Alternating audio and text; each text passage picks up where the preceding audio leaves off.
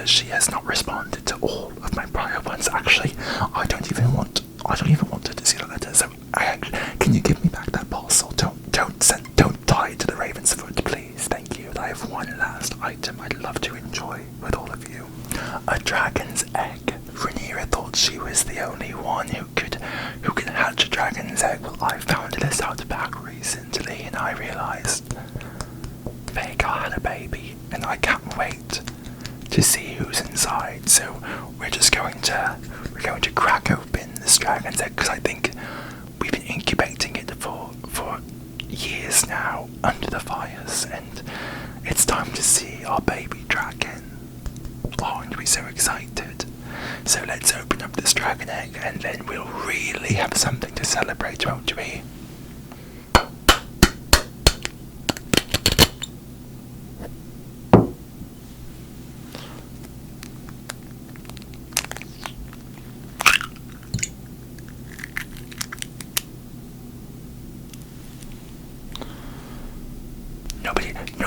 Nobody thought twice about this. Everyone was just let Alicent assume it's a dragon egg. It's a normal bloody egg.